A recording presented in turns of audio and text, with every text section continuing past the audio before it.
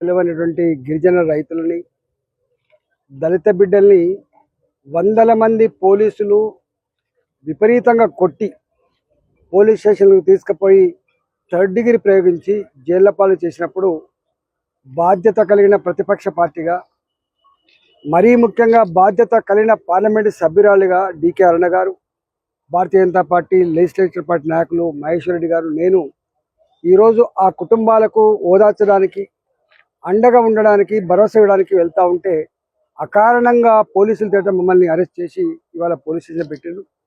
ఎప్పుడు ఇట్లాంటి దుర్మార్గమైనటువంటి ముఖ్యమంత్రిని, ఇట్లాంటి దుర్మార్గమైన ప్రభుత్వాన్ని చూడలే.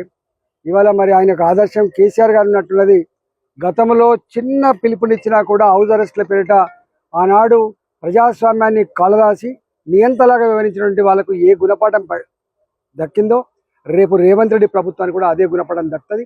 ఎట్టి పరిస్థితులలో అంటే మేము ప్రజాప్రతినిధులుగా మా విధులకి ఆటంకం కలిగించినటువంటి వీళ్ళ మీద పార్లమెంట్లో తప్పకుండా ప్రివిలేజ్ మోషన్ మూవ్ చేస్తాం. ఇవాళ ఇలాంటి వాడిని నిలువరించే ప్రయత్నం చేస్తాం. అవసరమైతే కోర్టులలో కూడా వీటి మీద మేము ఫైల్ చేస్తామని చెప్పి తెలియజేస్తా ఉన్నాం. యావత్ తెలంగాణ ప్రజలారా, ఇలాంటి దుర్మార్గమైనటువంటి రేవంత్ రెడ్డి ప్రభుత్వాన్ని, ఇవాళ ప్రజల సమస్యలు పరిష్కరించడంలో విఫలమైనటువంటి రేవంత్ రెడ్డిని అడుగడుగున నిలువరించే రోజు వస్తుందని చెప్పి హెచ్చరిస్తా ఉన్నా. ఇంతకుముందు డికే అరుణ గారు చెప్పినట్టుగా ఆ ప్రభుత్వం పతనం అవడానికి సంవత్సరాలు పట్టింది. కానీ ఈ ప్రభుత్వం రేవంత్ రెడ్డి సర్కార్ ప్రజాక్షేత్రంలో విఫలమవడానికి, ప్రజాక్షేత్రం తూ అనిపించుకోవడానికి నేడు కూడా పట్టలేదు.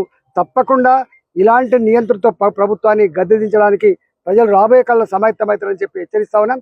ఇవాళ బాసుల ఆదేశాలతో అధికారులుగా చట్టాన్ని మర్చిపోయి, తన పరిధిని మర్చిపోయి ఇవాళ ప్రజాప్రతినిధులను అపహాస్యం చేస్తున్న, అవమానపరుస్తున్నటువంటి వాళ్ళకి తప్పకుండా రాబోయే కాలంలో ఏదో రకమైనటువంటి శిక్ష ఉండాలనే విషయం మర్చిపోద్దని చెప్పి హెచ్చరిస్తా ఉన్నాం.